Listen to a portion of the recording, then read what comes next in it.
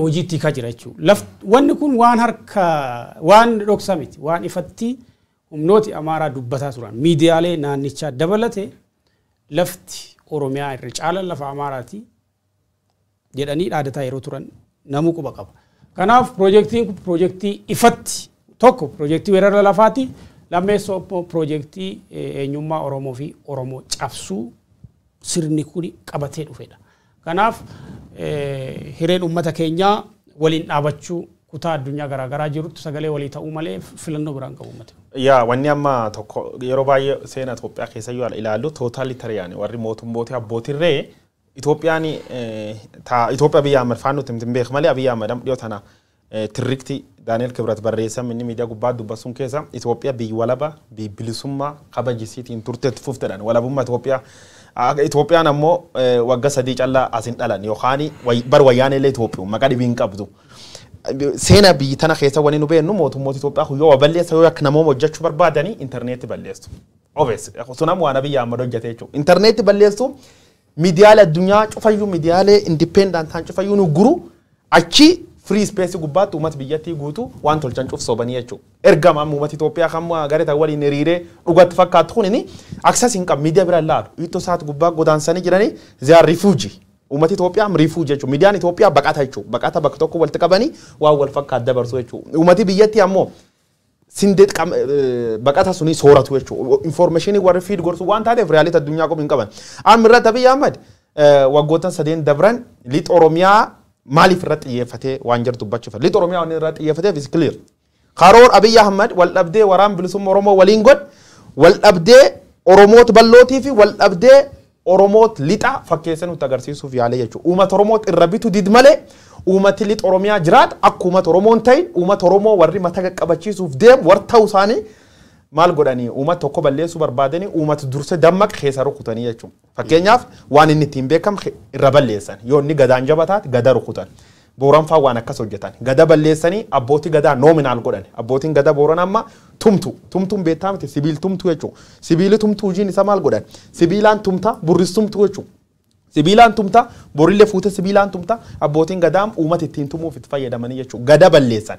Lixa Oromiyaati maal balleessan? Stronghold politikaan bakkatti sun jajjabdu taate mootummaa mormuu dandeettennaani kopha baasanii rukutanii jechuudha. Uummata guddaa uummata lakkoofsaan baay'eeti dhumachuu did malee lakkoofsummaa Oromoo kadhumati duri seena irra duuba dhaga'uu dandeenya. Seenumaan himuu dandeenya. Garuu lakkoofsa exact ta'in beennu sirni biltsiginnaa akka fixi gaaf guyyaan dhuf dubbachuun kenni nafuu jechuun. Sun ammoo karoori warri guddoon godhu barbaada maal Oromoo tan divide godhanii rukutu barbaadan. Tirrikti sun keessa tokko maal godhan? Agriimantii warri lamaan waliin tolfata. Agriimantii finxaalayyi Amaaraatii fi sirni Abiy Ahmed. Abiy Ahmed nugus ta'uu fedhe finxaalayyiin Amaara laf barbaada. Lafti wallaggaa teessanii mormaa jedhaniin isan jal'aanna. Oromoo san jal garafna isan laf mormaa jedhaniin. Armaan qawwee baasanii fi kan qawwee irra guuranii shiftadhanii fixanii jechuudha. Piroojeektiin godhamuu jirtu kan fakkaatti. Saatii ammaatti mootummaan Nobel Prize mo'at mootummaan maqaa Oromoo qabu qilleensi irraan uummata Oromoo cubbuu callatu ta'in siyaasaan oltuun sanyi balleessa wanni inni exactly lafaan guunee dubbachuu dandeenyuu fi Abiy Ahmed walloo keessatti waraanii guddaan sun godham takka qawween darban guutuu walloo allamaaxaa jalqaban lafti giraatan guutuu beeka allamaaxaa irra kaasee waraanii dhufee kamise seeninnaani naannoo Oromiyaa nam 129 dhumate kamise keessa booda irratti itti deebina. Uummata Oromoo maaliif taargeet godhaa jettee diinummaa Minilik waraan Minilik booda irratti turumna irra dubbannaa Abrahaami itti dabru dandeetta qayyoo. Gaafiif deebii lammeessoo ka Dooktar Assabe dhaggeeffannee osoo waliin deemne gaarii. Uummatni naannoo Amaaraa yeroo dheeraatii jalqabee 1970moota keessaa jalqabee 1980moota keessaa jalqabee naannoo sana dhufee qotatee jiraataa ture hariiroo magaariitiin uummata wajjin ture. Lola kamillee tuun qabaatiin hariiroo dinagdee hariiroo hawaasummaa baay'ee gaariitiin waliin ture. Amma haalli ta'aa jiru kun garuu uummataaf uummata walitti buusuudha. Uummataaf uummata walitti buusuun sun immoo uummatuma naannoo sana jiru walitti buusatoo hin taane karoora guddaa karoora wallola uummataaf uummata gidduu yookaan immoo civil wars jedhutti geessa bal'inaan yoo ilaalle maaliif iddoon kun iddoo tokko duwwaa miti.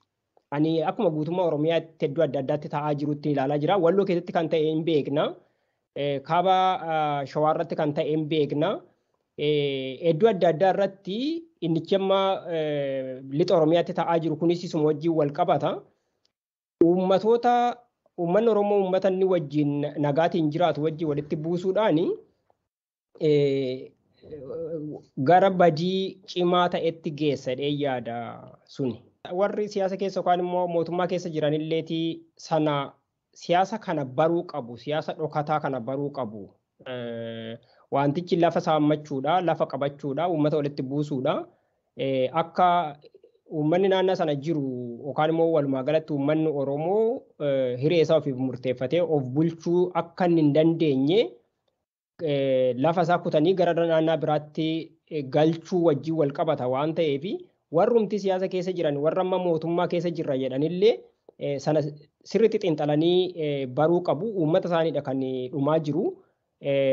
Boru uummatatti kan isaan deebi'an malee siyaasni kun hin darbaa gara barbaadetti siyaasni numa jijjiirama. Kanaaf isaan uummata wajjin dhaabbatanii uummata isaaniif dawoo ta'uu qabuun jedha. Uummanni humna hin qabu. Uummanni naannoo keenyaa hidhannoon irraa hiikameera. Yeroo adda addaatiin hidhannoon irraa hiikameera. Kanaaf uummanni ammuma danda'een diinatti dhufee jirus walirraati ofirraa qolachuu qaba. Waanuma qabuuni keessumaa warra buqqaanii warra rakkina keessa jiran kana gargaaruu barbaachisa. Uummanni keenya iddoo biraa jiru, Oromoon biyya laas jiru, biyya keessa sinnichi jiru garuu waan kun waan iddoo tokko duwwaa aana tokko aana lamarratti ta'e jennee kan dhiisnu ta'uu hin taane walumaa galatti uummata Oromoo irratti kan ta'edha waan ta'eef waliif birmachuu sagalee walii ta'uu barbaachisaan jedha. Gochaan kun gochaa mootummaatti itti fudhatuu hin dandeessu. Gareen shororkeessitootaa waan akkasii hin dalagan. At least uummata nagaa irratti daily amma wanni amma lixa Wallaggaa keessumaalee aanaalee shanan kana keessatti ta'aa jiru daily hammaataa deema. Akka yuuneen kaase tajaajilli quunnamtii odeeffannoo hin jiru, tajaajilli geejjibaa hin jiru. Caasaan mootummaa achi jiruyyuu uummata kana quba qabaa kan jiru gaafii guddoo namatti kaasaa. Wanni kuni Tigraay caalaa Oromiyaan amma lafa qiyyaama hama, lafa cubbuu hama, ghost state ta'aa jirti jechuudha. Armaan dura uummata Walloo irratti gaafa leellan akkasii raawwatamu uummati keenya gara caalaa baay'ee rifatee iyya ture. Walloo keessa amma daily amma drone attacking kan deemaa jiru. Kamisee keessatti, baatee keessatti uummata sana akka diinaatti lakkaa'ee diinummaan sirnichi qabu uummata Oromoo wajjin akka ta'een beekama. Garuu wanni amma deemaa jiru, wanni finxaaliyiin Amaaraa ittiin deemaa jirtu kuni bakka hundumaa hin ga'a. Keessumaa wanni isaan itti fayyadamaa jiran uummata Amaaraa Oromiyaa keessa jiru hidhachiisanii gareen finxaaliyyituun hidhachiiftee uummata isa keessa jiru. Daannoo keessatti amma irra deebiin ta'ee jira. Godina Shawaa Lixaanaa daannoo keessatti kaleessuma haleellaan inni darbee wal fakkaatu raawwatamee jira. Garamitti nu geessa wanni kun akka Dr. Assaben jedhanii civil waarii hamaa. Civil waarii hamaa Armaagedoon jedhanii Baayibilii keessatti warri Baayibilii quba qabdan. Waraana waloo kan dhuma hin qabne garasitti nu geessa jira. Haleellaan Oromoo kutaa tokko irratti raawwatame, haleellaan Oromoo kutaa hunduma irratti raawwatame waan ta'eef jechuudha. Maal seeti Abrahaam wanti kanarraan nu ga'e dhugaadhuma dubbachuuf ulee abbaa hirree walirratti ilaaluudha. Gaafa inni tokko qaamni keenya tokko ulee abbaa hirreetiin reebamu inni kaan callisee akka waan qe'eensaa nagaa ta'etti ilaala taanaan bor tokkoon keenya gatii kaffaluudhaaf jirraa jechuudha. Gaafa Wallaggi haleelamu kaabineen ganda kootii aangoo irra jira jettee Oromoon inni kaan hin callifta taanaan borsi bira dhufuunsaa hin hafu. Sababni isaas kaayyoon jara duula uummata Oromoo irratti bane kana Oromummaa balleessu, Oromiyaa naannoo jedhamu kana dhabamsiisu, lafoota sila maqaadhaan dhahaa turre kan akka Wallagga dabala jedhii, Walloo jedhii, Karrayyuu, lafa Karrayyuu jedhii, Shawaa Kaabaa jedhii lafooti isaan claim godhan Oromiyaa keessa hedduutu jira. Gaaffii bu'uura hin qabneeni jechuudha. Tokkoon mana Oromoo hundumaa seenuuf jira jechuudha adeemsi kun callistee walirratti ilaalta taanaan. Har'uma mataa isaa maaltu ta'aa jira? Oromoon dammaquu danda'utu irra jiraata. Finfinnee fi magaalota addaa godina Oromiyaa kan naannoo Finfinnee jiran keessatti maaltu ta'aa jira? Oromoon Wallaggaadhaa dhufe taanaan Oromoo Shanee jedhameeti kan inni qabamee hidhamu, kan inni qabamee reebamu. Maaliif kana gootu jedhee hawaasni inni kaan dura hin dhaabbatu gocha kana dura? Borisatti dhufuudhaaf garuu yerootti dhufuu dhiisuudhaaf garuu wobiin inni qabu tokkoyyuu hin jiraatu. Oromoon akka Oromootti socho'uu yoo danda'e yoo gocha kana dura ba'ee dhaabbate irraan kan hafe boris haleellaa wal fakkaatu qe'ee Oromoo biroo irrattis arguuf jirraa jechuudha. Sababan dhalataa goda gara lixa Oromiyaa ta'eef miti. Yeroo baay'ee ba'ee hin dubbatamu yetti rakkoon achi jiru sana. Uummata lixa Oromiyaa addatti dhooftee cabsitee inni kaan nagaan argadhadhee taa'ee ilaaluun irra hin jiraatu. Haleellawwan akkasii gochoonni yakkoonni namooma irratti raawwatan akkasii ba'anii hawaasa addunyaa duratti mul'achuu danda'utu irra jiraata. Hawaasni addunyaa gochoota bineensummaa gocha diinummaa qaamni aangoo irra jiru kun xiyyaara of harkaa qabuun diroonii of harkaa qabuun uummata walloo irratti uummata wallaggaa irratti raawwatu callisee ilaaluu danda'u irra hin jiraatu. Hawaasni addunyaa Oromoon guutuu addunyaa keessa jiru ba'ee gocha akkasii kana dura dhaabbachuu danda'u irra jiraata. Yoo maaltu taseeta wanni realitiin Oromiyaa keessa jirtu yes akkuma ta'e Oromoo walirra laalu sadarkaa kanaan nu ga'e. Adoo gaaf isaanii Hacaaluu Hundeessaa ijjeessan yookaan gaaf isaanii daadhii galaan ijjeessan Oromoon ba'ee dubbate ba'ee lolee Hacaaluu Hundeessaan hindu ture jechuudha. Adoo gaaf isaan hayyoota Oromoo muraasa qabanii manidhaa galchan Oromoon noo jechuu jalqabee uummati Oromoo kum dhibbaatama manneenidhaa Itoophiyaa guutuu irraan hin dhangala'u jechuudha. Adoo isaan gaaf isaan miidiyaa Oromoo qubaan tuttuqu jalqaban jedhanii miidiyaalee Oromoo dabramma miidiyaaleen sirna Atsee Minilik hin faarsine yookaan Itoophiyaa arongaadee bica qayyii akhaa Minilik sadaffaa sun hin dubban you died you gone. Oromoo keessatti waan kanaan wal fakkaata tokko settem. Yes, uummati lixa Oromiyaa kun dursee rukutan. Oromoon agancuuf walitti callisuu sadarkaa kanaan nu ga'e dhibbirra dhibbatti naman. Waan kanaan wal fakkaata settem lixa kibba Oromiyaa naannoo ani itti dhaladha keessatti uummata Gujii jira, uummata Booranaa jira, Gabra jira, Oromoo tun balloo jira. Naannoo aanaalee akka Gumeel Dalloo Liiban jedhan aanaaleen sun waraan bilisummaa Oromoo jal jiru. Aanaalee kan gaaf lafti nagaa abbootiin gadaa tagan Boorana maal jette shanee shiftaa shanee agartanii jeesaa jette lallabdee jechuudha. Shanee jedhanii qotee bulaa wanni qabate deemu, sukkaar qabate deemu, sifate bulaa jaarsa faan humbeen, kaayika waan suniitu humbeen rasaasan karaa irratti mani fixu jalqabanii jechuudha. Abbootiin gadaa warqaa walii weeddiftu warqaa waliin dhaante jechuudha. Warran qatti gaafiin tiisuni. Ardhaa yoo nam tokko nami waraabessatti maal jedhan namichi gowwaatti adoonni halkanee rafuu dhufee waraabessi miil nyaachuu jalqabee naani kadhaattu taa sokorsee naani in sokorsiin na nyaachuu jiraa jedhe. Namichi fixee naan akkis bir dhufu hin beekne. Oromoon harta dubbachuutiin you will see jechuu jirra bitta deddeebine dubbachuu jirra. Yoo qiyaamaan Abiy Ahmedtuun Oromoo tokkan qatti nuti Itoophiyaa nubatinii jechuu jirra. Wallaggi duraan rukutamuu danda'a. Lixi Oromiyaa duraan rukutamuu danda'a. Kibba Oromiyaa duraan rukutamuu danda'a. Giddu galeessi qiyaamaan amma Oromoon kee jirtu fiixee walum fakkaatu. Waan wagga sadeen dabra wallagga hopha balbalitti cufanii tumankaa giddu galeessa Oromiyaa keessatti. Giddu galeessa Oromiyaa keessa Finfinnee jala kumaatan fixuu jiranii jechuudha. Mani dhaati baasanii viidiyoo suukaneessitu shororkeessitu kadaawwachuu jalqabne eegisuun. Amma kanarra wanni nu hubachuu qabnu jeneraal konkuluuziinii gubboodha qabnu. Waraani godhamuu jira waraan siyaasaati miti. Namni akkasitti hubatta yoo jiraatan taate you are completely wrong. Nu akka dhuunfaatti nam Oromoo jeesu umni hin qabu malee rabbillee ni dabaan Oromoo jeesu mormuu fedha. Umni hin qabu rabbati maaliif dabaan Oromoo jeeftaa jedhee gaafachuun fedha. Umni hin qabu garuu waan rabbi gaddabarti eenyullee katawaa qawwee qabaat Oromoo jeeftee naannatti diin Oromooti. Kan jal sararree dubbachuu qabna. Abiy Ahmed aangoo fi miti kan mormuu jiru. Diinummaan Oromoo irratti agarsiisee ilmaan Oromoo kumaatamaan fixee video gara nyaatnu daawwachiiseef Abiy Ahmed jibbine jechuudha. Kan jal sararree dubbachuu qabna. Paartii siyaasaatii namni Abiy Ahmed jibbi cufti paartii siyaasaatii walitti qaban. Abiy jibbinaan ati shani yookaan ati juunta yookaan ati garee wayiit yookaan ati maqumsi baasan maqaa feetan baasa yoo feetan gaan rabbillee walii yoo jiraatan gannatallee nu seensisina gannatallee dhabne gaannabi kanu nyaatu Oromoo jeemnaan diin jenne sifaranna kan jal sararuu qabna Oromoo maal beekuu qabaa waan jedhu dubban Oromoo wani ni beekuu qabu dootii borootan te keessatti namolla keeti ijjeesan borgana maksini jeemne waastinnaan kan kemaan Maka callaa bitta harta sin maxxansanii. Rifeensi kan keetti tolu dinnaan ilti tan keetti tolu dinnaan fuulii kan keetti tolu dinnaani maatab kan keessiidhaan shane borganam biyyeessi nyaataa jechuudha. Warri Facebook irra waccani. Ka gootummaa santi fakkaata ma biyya amma Oromoo jeesedhaan in saalfa dheeroo tokko yaadi namni hekken falaale bagfit shaneedhaan.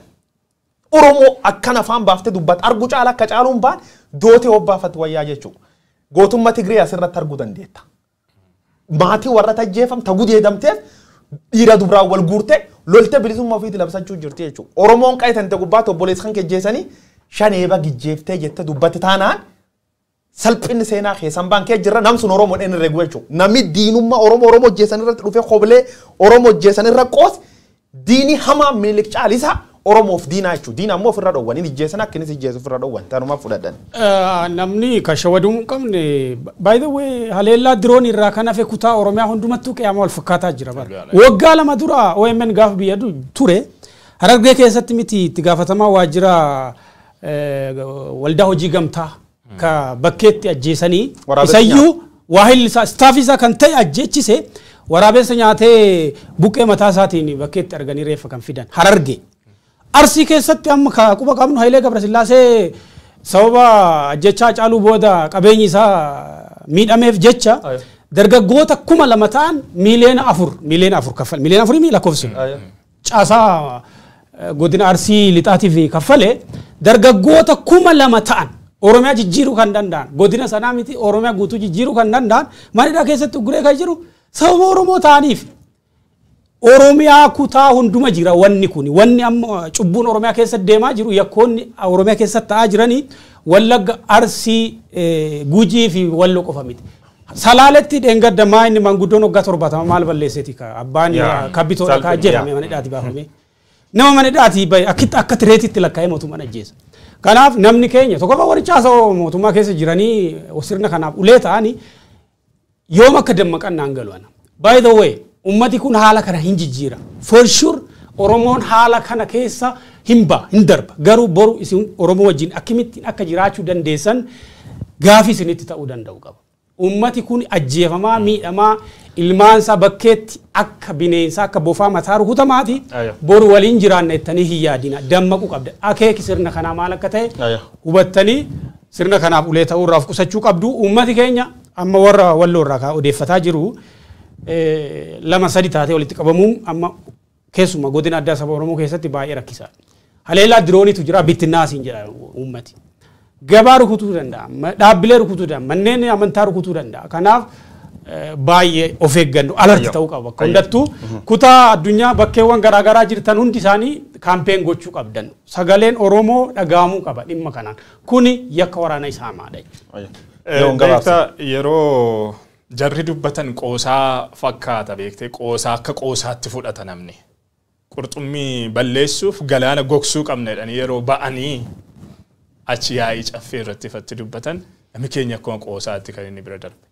Garuu gochaadhaan argisiisaa jiru jarri kun.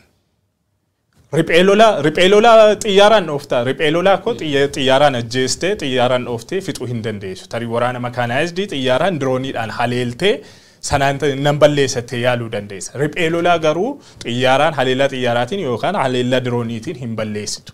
Riphee lolaa waan ta'eef walitti qabamee waraana makaanaayizidii waan hin taaneef jechuudha. Haleellaan xiyyaaraaf diroonii hawaasa yoo barbadeessuu barbaaddeedha kan itti dhimma baatu. Ammas wanti ta'aa jiru kanadha. Iddoowwan haleellaan kun Wallagga keessatti itti raawwatame specifically muraasa kan naga'an keessaa giddaa jala naannoo qoqqoffee jedhamtu arreelee waajjaa bakka jedhamu eebantuu bakka jedhaniif iddoowwan hedduudha kan odeeffannoon qaqqabaa jiru bifa garaagaraatiin jechuudha. Har'as itti dhufee jira. Walloo keessatti baatee kamisee yeessa iddoon nuti tarii godina addaa saba Oromoo Walloo keessaa iddoon haleellaan diroonii hin qaqqabne haleellaan xiyyaaraa hin qaqqabne hin jiru.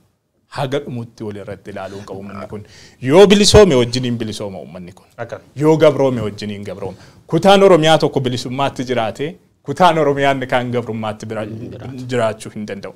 Oromoo walirraa dhalate hiddi isaa tokko qaami isaa tokko qaama kee keessaa tokko sirraa kutanii inni kaan nagaa ta'ee jiraachuu hin dandeessu. Kun hubatamuu danda'u turre jiraate yoo bilisoomte wajjin yoo gabroomte wajjin. Haleellaa ulee abbaa hirree kan itti qolachuu dandeessu yoo wajjiniin dhaabbattedha. Inni tokko isa tokko irra goree inni tokko isa tokko. Inda deetu yoo bitta yoon keessa baana Itoophiyaa kan keessa baana. Ati fakkaatanii dabarre kategoorii itti don dabarre jechi yoo hunjira kanan natti tole laal xuyuurirra jechuuni waa adarsiit waa darbatta namootuma Oromoo taate kaadiree ta'uu dandeet fakkeenya mootummaa irra miinda nyaachuu dandeet basaasa mootummaa ta'uu dandeet mootummaan kun birriinsi qabee afaan dubbattuun dhabuu dandeet. Oromiyaa keessa bakka fedhetti ibiddi darbatam eberru kutaa jedhan deem maraataa dhaqa darbate tokko badee jedhe maraataan hin beeka akka nam tokko balleessuuf deem hin beeka eenyu akka balleessu garuu hin beeku haadhisa ta'uu dandeette abbasaa ta'uu dandeette tokko hin badu sobatee jechuudha. Ibiddi gubbarra darbatam haatee balleessuu danda'a abbee balleessuu danda'a waan cuuf jaalana saalfachiisa na ceersa Oromoo tan keessa yeroo tokko an Oromoo ta'uu kiyyaaf ceeree hin beeku garuu namoota akkana kan argin saalfadha namoota Oromoon dhumuu jirtu namoota proud ta'anii shane fixan jedhu na ajaa'ib. Damma haadire waliin baranne jira hedduun isaanii. Aanaalee godino lixaaf ki Oromiyaa kan hedduu isaanii interneetiin motoriin baay'ee waggasanii motoriin hin sochootu. Dhokdhokkee shanee yaabbataadhaan konkolaataan hin jiru. Electricity, telephone waan kan cufirra kutanii haati isaa miilaan baadiyyaarra kiiloomeetira 100 guyyaa 3 karaa bultee is gaafachuuf yoo intaltis niitiin isaa dhalti jaartiin isaa dhalti gaafachuuf dhufti. Qe'aama haati kee jirtan as argu shane balleessuuf cufe mootummaan jedhee amansiifti taanaani you are irrational, illogical. Ilmi namaa sammuu itti yaadee waan si miidhaatiif waan bor si miidha calculate godhuu dadhabnaa you are animals. Jaldees gaara bare kun bardhuma jechuu jira warri pheenxeen faan warri kiristaana ortodoksii kun faan leen akkasuma jechuu jira garuu warri amantaati leen cufti beektammaa wala baaruu jira moo wal ta'e bare kun yoo dhumtae Rabbiin isumayyuu bardhuma tolchinna namni gargar qulqullaa'u qaba garuu qulqulloota akkana dhumachuun gara namnyaatti haleellaan wal fakkaatan mallee haleellaan xiyyaara kaab biyyatti naannoo Tigraay godhamu haleella kanaanis mootummaan Abiyyi Ahmad lagta gazee iddoo burqisiisa elektirisiitii naannoo Tigraay rukutu dubbii maanii garee TPLF yookaan TDF Geetaachoo Raddaa dubbatee jira achi dabarree gabaabsina irra dubbanne gara topic itti aanu dabarraa yoo. Egaa dubbii maanii TPLF humnoota Tigraay Geetaachoo Raddaa gama Tiwiitaraa isaanii akkuma arginu kana kan isaanii ibsanii jiranii humni yookaan bulchiinsi Abiy Ahmed bakka madda anniisaa elektirikaa laga takkazee irratti hojjetamee jiru haleeluu isaadha kan isaanii ibsanii.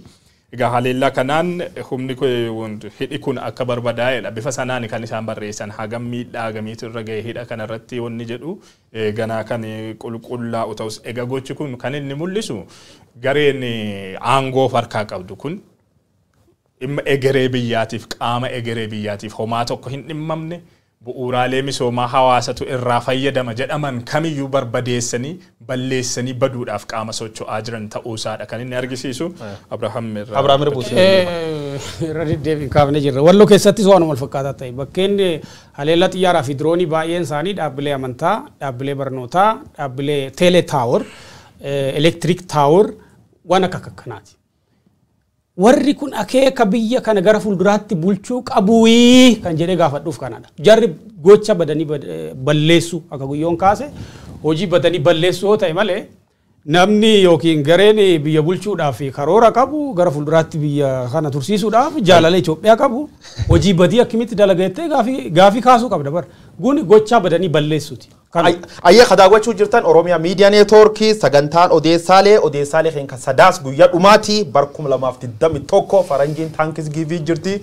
Taankis giiving jechuun waan nuu kenniteef fi ulfaadhaan rab galatooffatanii warri hin qabne warra uummataaf wabaan dhaabbilee non-profit organization yookaan warra bu'aa malee hojjetan akka Oromiyaa Miidiyaa Neetwoork gargaaruu jiranii feesbuukii warra waan kan gargaaru dacha godhee kennaaf jedhe jira $100 yoo gargaartan 200 OMN dhaqqaba OMN ilaaf gurruumata Oromoo waggoottan 7 waliin jira dhugaa Oromoo agumnuti nu dandeet agbeen jabeessine irra dubbachuu jirra ammallee jabaadhaa fuul feesbuukii Oromiyaa Miidiyaa Neetwoork bira dhaqaa waan qabdan achirra darbadhaa jenna zamacha minilik dabarre jirra ilmaan abba gadaa zamacha minilik labsiti Abrahaam.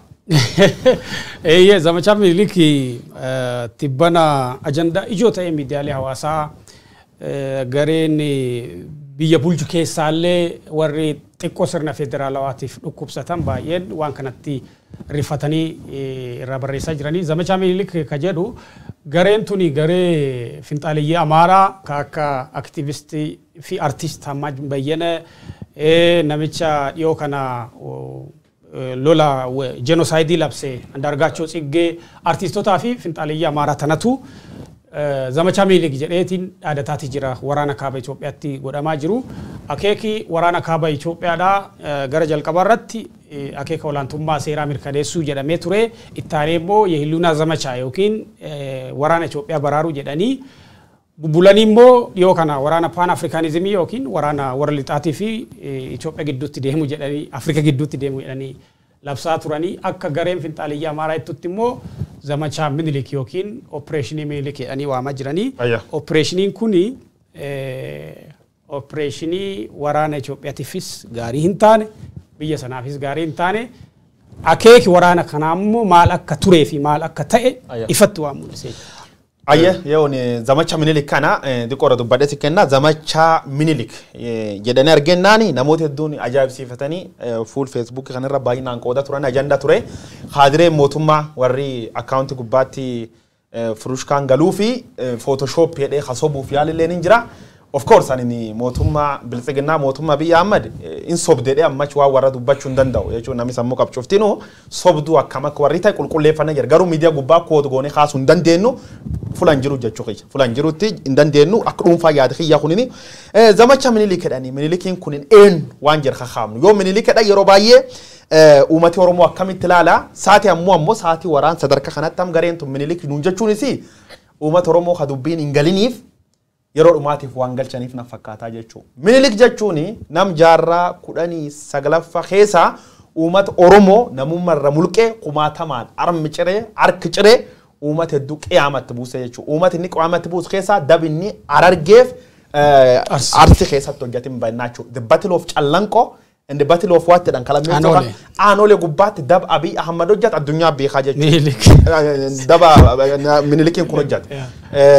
Arda minilikum namuma gasi cubbich daba gas Oromoo hojjeta hawagga 27 guutuu yakkama ta'uusi opinion nu barsiisa baatu nu cufatu for the last 27 years opinion wagga guutuu hasiin ganna gas guutuu kitaaba keessan nu barsiisa baate yak minilik nu hojjeta nu barsiisa baate jechuudha. Opinion Abiy Ahmad tamaqa jijjiiratte khooti jijjiiratte maqalmaan abba gadaatiin dhuftammoo zamacha miniliketti immiyye minilikeedhan immiyye minilik immiyye jechuun dubra namni kun dhiira immiyye minilikeedhan sunitti deebi'amee atachi dabre.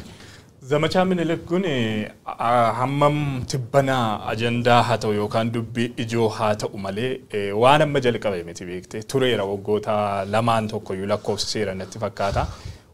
Gidduma waraanni kaaba Itoophiyaa kun Tigraayitti eegalame irraa kaasee anama biyyan ture yeroo sanan miidiyaaleen yookaan FM'wwan magaalaa Finfinnee maandheffatan haala isaaniitti ibsaa turan nan dhaggeeffadhatan ture. Maalidha zamacha minilik egaa akkuma guyyoon amma kaase sabaaf sablammoonni biyyatti uummata Oromoo dabalatee Walaayittaa, Sidaama, Somaalee keessumaan gara kibba Itoophiyaatiin uummanni jiru kun hundumti isaa madaattiin yaadatu qaba beekte. Zamacha minilik sana bifa kamiinidha kan isaanitti dhiheessan FM'wwan kunniin hagar maaqnaat jedhuni hagar maaqnaat istiraatejii ayinat waan akkasiiti kan isaanii duula biyya ijaaru jedhaniiti kan isaanii fudhatanii lola minilik uummata Oromoo uummata Sidaamaa Walaayittaa Kafaa Somaalee kan irratti geggeessaa ture immoo Qiddus Xoolinnas jedhaniiti kan isaanii ibsaa turan sababni isaas biyya ijaaruuf taasifame waan jedhameef. Biyyi minilik ijaaraa ture Oromiyaa diigee Itoophiyaa ijaaraa ture Walaayittaa diigee Itoophiyaa ijaaraa ture Somaalee diigee Itoophiyaa ijaaraa ture isa tokko diigee isa tokko ijaaruu jechuudha ifaan ifatti kun seenaarra waan